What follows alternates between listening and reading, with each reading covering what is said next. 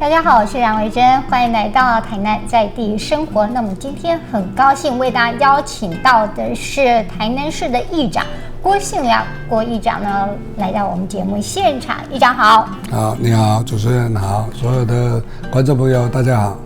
大家可以看到桌上摆了这么多的芒果，就知道说哈，咱今天被供的是在笋呀哈，那笋呀公爹在笋呀哈，真的今年的笋呀哈特别的好吃啊，因为没红胎呀哈，火水嘛这呀哈，所以非常的好吃。而且你知道吗？我今年在吃这个芒果冰沙的时候，因为一杯拢爱打70啊，今年2杯99。100块各5兆哦，所以就可以知道说今年的芒果是产量是非常的丰盛哦，尤其咱这南华啦哈，那个有镇啦，这大家哈都是产量非常的多啊，所以在这边我要请教议长的公网一定，你这是要行销去日本吗？是，这个内底咱所知影，台湾吼，山野种地的面积是差不多16000几公顷啦，但当然咱。台南哦，包括玉井、南西、左镇、南华、瓜店啦吼，这占了所有的山野的部分，大概一半以上拢伫咱台南市啊。啊，唔是讲台南市人家己咧娱乐啦，你若所有全国起来，你搁包括邦山的山野一路行起来，咱台南市的山野上好食，因为伊拄啊日落嘛，夏至过了，山野开始采收。伊的土肉，咱台南市的土肉，尤其是南西山坪的土肉，这是所有东南亚甚至大陆世界各国共迄个精微度栽起来的山野，就是咱台南市的特别好食，特别有迄个香气。哦，比如讲呢，你讲麻豆文旦是会要命，白白文旦种南投嘛有栽，台东嘛有栽啊，一世界拢有栽。像咱麻豆文旦就特别好食，因为伊的土肉，伊的气候。所以是无同你比较的啦。啊，你讲啊，若你讲荔枝，咱就毋甲参人比啊。荔枝人大树就有大树的，或者咩人伊的好的所在，但是咱特别讲推荐好的。你讲往来是安怎关闭往苗特别好食，所以咱台南市有一个足好优良的传统，果子甜，人亲切。对，你来台南市，大家欢喜，像我嘛做欢喜，你来台南市会行行的吼，对不对？这山野的部分哦，是这届呢特别好。咱今年度的山野产量比去年佮增加将近要到1倍啦。但是咱今年外销的通路啦吼，嘛有拍出去，啊，所以外销的订单比去年佮较好足济。第二就讲，咱农委会伫咱小英政府的政策提供之下，嘛做了足好的保护措施。是安怎讲呢？咱的山野有分特级的，特级的就是咱的500加550的，这种来说是算特级的。啊，特级的落来就是专门咧外销的。吼，互人知影咱台南市的山野是这样大粒，这样水。但是落来2级的、3级的，咱就是普通正常，照吹才水啊。啊，差不多伫咧400、350只，啊，咱就准备去写很多拍山野歌。啊，这山野歌咧发在中间内底，当然价钱就较低。啊，互农委会就启动着整个保护措施，来叫这辅导这工厂来登记，咱这山野农必须要从这2级的、3级的有一定的介绍。来交迄条山野工厂，安尼由因到做山野瓜，做相关的产品。搁落来迄级的，吼有较黄，毋是讲伊歹哦，较黄、较甜，就去加接。吼，这是上个加级的加接的。很多最近咧讲的加接是另外较会加级，迄山野是好的，但是伊较会加级，讲伊的甜度也有够，熟度也有够，但是伊要去外销出去袂法度，因为你伤黄啊、伤涩啊，你到冻袂到遐啦。会烂去，所以这级的部分就来加接，啊加接的部分落来，佮一级的介绍。啊，农委会伫咱政策的推广之下，所以今年的山野到目前为止还佮真稳定啊。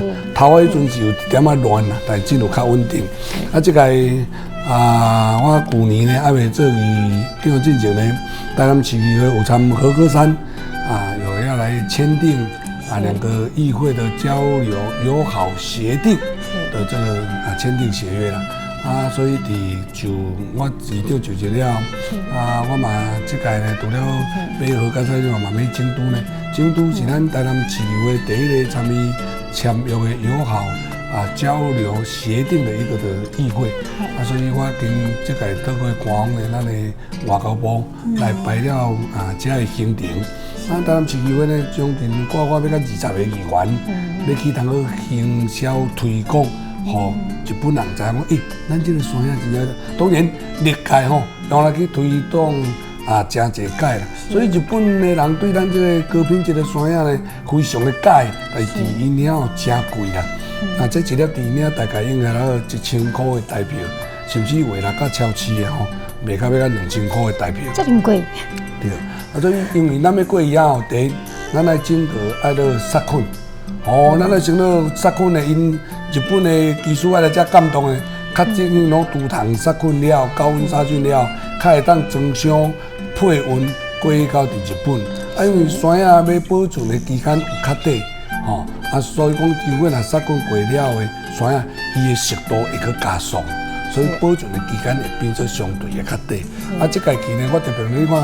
我的包装呢，特别这个物件，这个壳包装真好，就是要送咱因遐的政府的迄种的市长啦、副市长啦，或者议长咱的议员的部分哟，咱就用这个礼盒来甲送的。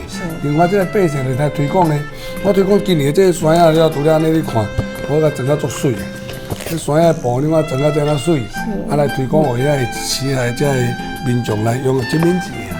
这边一部分，但是我个负责讲，咱大个山野要甲伊讲安怎样食，伊的步道是安怎样行安怎这切起来较当像这水水的这个山野，足好的，唔免去目睭，唔免去目睭。日本人咧食物件较秀气。对，你看水水啊，我去甲这步骤了，这以往无共我来安尼一个家用好来推广互因的民众来索取吼。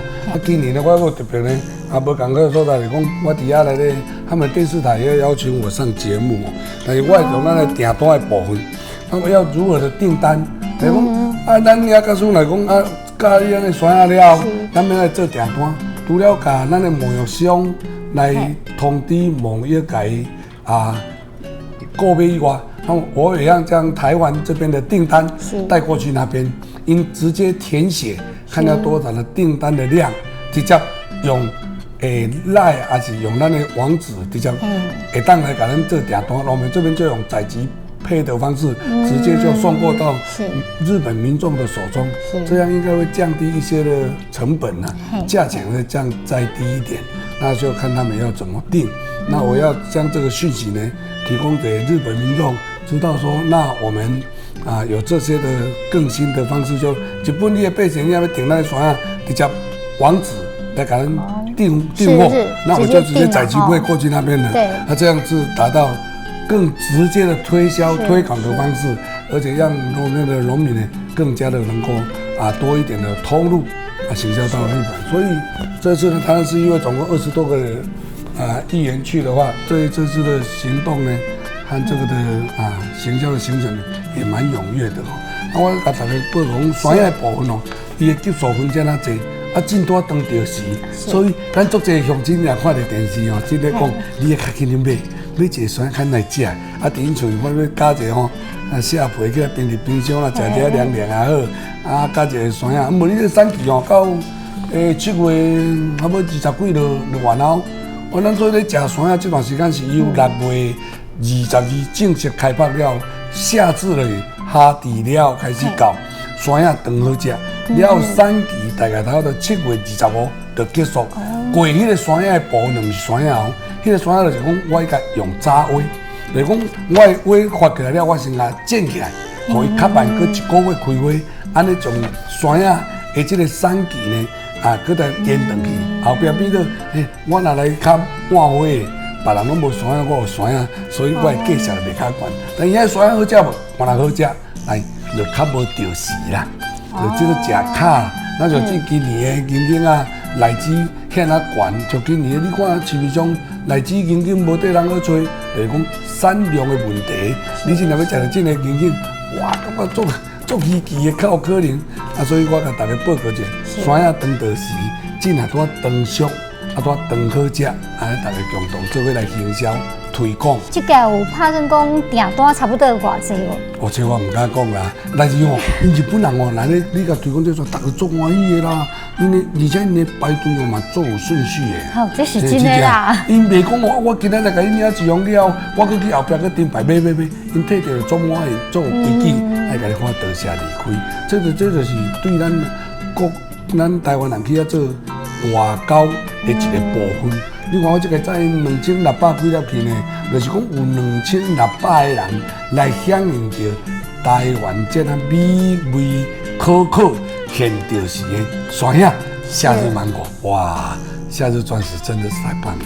是，也祝议长这一次哦，真的可以非常的成功，把我们台南市的水果把它行销出去。说真的，我觉得台湾是宝岛，尤其在我们台南来讲哦，真的台南的水果真的非常的好。就像议长所讲的，在7月25号之前呢，在水漾有时，所以你爱被假水漾爱进呢，尤其今年的芒果真的非常的好吃哦，所以呢，真的不要忘记要吃水果，因为今年的芒果真的没有话讲哈。那我希望全国的民众替我们台南市我们这次的行销能够为我们加油，大家为台湾加油。好，加油！好，也感谢议长来到我们节目现场，谢谢议长，谢谢，也感谢观众朋友收看，欢迎来到台南在地生活。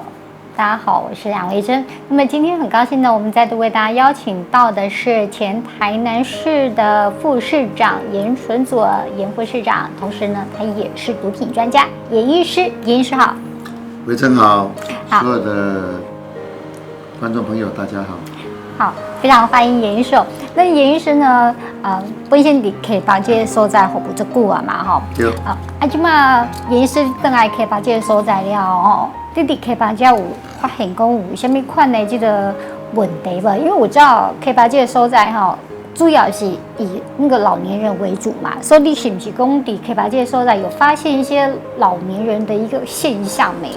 是西北这个地方的人口一直在减少，是。那老年人口一直在增加，那这个14岁以下人口减少，我们带一个数据差不多14年前、10几年前，这个地方31万人口，那老人差不多只有4万多，小孩子差不多6万多，是。那去年我们跟他统计29万人口，剩29万人口，就老人人口5万8，20%。全国14%，46、15岁以上的这边20%的，因为有些乡下已经30%，如果到部落里面可能有40%都是65岁以上老的。这样。所以我现在虽然这么多岁，但是我在这个生幼 K 那年14岁以下的孩子呢，在10几年前大概是6万多个，是，现在剩下2万9千个。也就是说，过去14年前一个老人大概有1.5个小孩，是，现在一个老人剩下0.5个小孩。所以这个地方存在的议题就是一个是多元就业方案是不足的，那老人人口在增加，所以变成是青少年在这个地方无头路谈到家，做农嘛袂趁钱，所以呢都无要回来，无要回来老人照顾问题变国家不是家庭的问题，变社会跟国家这个问题。所以我们现在来谈到西北这个地方的一些问题，我觉得西北这个地方缺少一个这个大型的工业区，就是它的就业方案是不足的，所以我主张呢，南科目前第1个园区已经满了，是，那在路竹也差不多了，那应该是要到西北这个地方设置第3园区，那让青少年这个整个的就业方案它是能够比较充裕、比较多元化，但因为设这个工业区基本上要很久很久的事情，大概要从开始规划到完成，到里面的大地工程。到厂商进来到量产，大概要10-20年的时间了。从你看我们的这个台南科学园区，从民国84年、85年开始，那到目前为止呢，也看到它已经成型，大概10-20年的时间。是。那人口继续流失，所以我觉得对西北来讲，第一个先要的是农业能够让它可以赚钱。是。所以我们就跟农委会建议说，你必须要推动农产品的价格保险。或者收入保险，让做农它是有钱可以赚。那因为这个地方的农地一样这么多嘛，是。那农民越来越老，越来越少。那如果青少年来这个地方，他们做农是有赚钱，他就会回来。是。第一个是应该是要先把这个整个的整个人做农可以赚钱，把先用制度上来完成它，然后再来设置整个科学园区，带动这个地方人口的成长。那另外这个地方老人照顾的问题是非常非常严重，我刚刚说过了，就说1.1个老人平均只有0.5个小孩，那老人要靠小孩照顾啊，不能自己照顾啊，所以我觉得应该在这个地方应该推动一个叫做3合堂。什么叫3合堂呢？就是说我们希望，把工厂里面做手工的这些东西呢，来这个地方给关怀据点老人去做。那每一天呢，都可以以量计酬，那每日花薪水给他，他就会想要来。所以老人的公堂，那另外就是老人的食堂，大家一起工作当用饭吃啊，一起拿个钱啊，在一起用餐嘛。第三，我们希望说，如果来这个地方工作也算出席学堂，我们设置在地区设置老人的地区大学，这些大学之后，他来这个地方工作也算是上课，那吃饭也算上课。那如果1年之内有几科出席的话，我们3年之内就给他一个叫做社区老人大学毕业的证书。那在3年之后给他硕士，在3年给他博士。让这些老人他有个目标可以追寻。所以我觉得第一个是我们要设置3合堂。那因为我觉得一个比较严重问题是这个地方，我们看到最近我们看到很多的现象，就是说住在医院的老人，谁要照顾？没有人照顾了，那必须要自己请这个看护工，一天都2200、2400，这个非常严重，非常严重。所以我认为国家应该必须要把整个住院里面的一个照顾费用，考虑由健保来支出。那这一块到底是多大呢？我告诉大家，我算过，我本身是医师目前台湾所有的病床13万床，扣掉急诊、扣掉加护病房、扣掉洗肾、扣掉复健的话呢，那大概就11万床是可以住院的。那如果住院率90%的话，就10万床。那每一个人如果这个看护工如果照顾4个人的话，那么总共的费用一床差不多550块钱。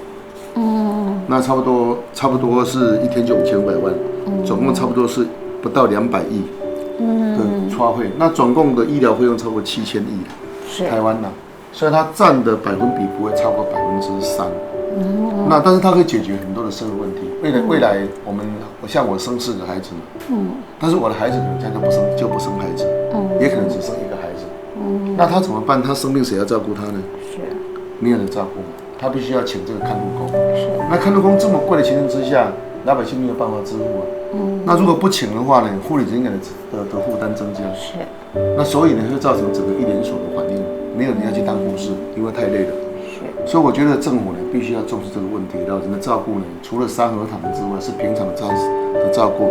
那另外就是说，你必须要给他在医院里面的看护工呢，必须要健保来给付。第一个是专业上的照顾，对老人也比较好。第一个是减轻孩子的负担这是我首先我要提出的，就是医院的照顾费用由健保来支出了。那这总共超过200亿嘛。那如果不行，这变出来可以部分负担的，比如说帮我们付一半，那100亿的金钱就不是很多嘛。那另外我觉得，另外就是说住在现在长照2.0，在这个地方是一直努力推动的。但2.0它现在只有在什么地方，在居家，就说你家里面有这个老人来家里面照顾，那政府支付70%以上的负担嘛。那第一个是社区照顾，就是日照中心，它政府也是一样嘛。但是对于那些住在机构里面的老人，他却是除了中低收入以外，其实没有其他的补助的。那我今天去帮一个老人去演香，那个老人呢住在安养机构里面住了7年多，失智中心，每一个月将近4万块的支出。老人的女婿是一个公司的董事长，他也在说这个支出其实是很大。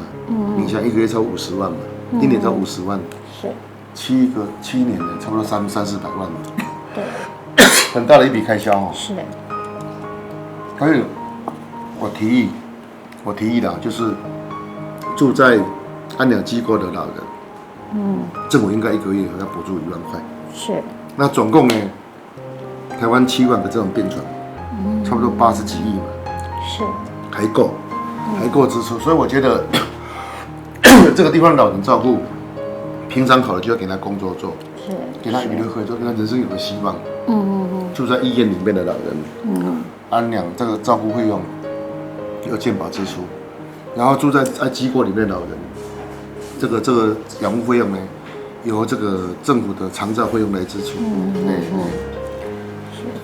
所以其实老人这一块它是非常重要的，因为毕竟有一天你我都会老嘛，对不对？所以您提出的这几个方案，那你觉得如果说真的要实行起来的话，政府它实施可能性有多大？看你怎么论述，我都有数据，所以如果我当上立委的话，我相信没有一个人可以逃掉这个数据。是，至少引起讨论嘛，人家严春所都把数据算出来，只要100亿啊，或者说你要部分负担也可以啊，就是你全部的费用才200亿，那如果你的部分负担50%的话，那就是超过100亿嘛。是，那100亿目前我看很多的福利什么，我们最近不是税金要超收500-600亿吗？对呀，所以我觉得政府要看什么是重点，因为现在台湾老人社会来临要经过50年的时间，那这个事它势必会来，你越早做的话，那么台湾的社会准备越充足，是老人的问题会随之呢就可以做一部分的疏解。所以我觉得这是一定会做的，是，而且是一定要做的，因为老人的社会来临，你想想看到最后，如果说有现在14% 老人嘛，对，在5年之后20%，未来在2040年40%是65岁以上老人，是失智的情形、失能的情形、失忆的情形越来越严重，是。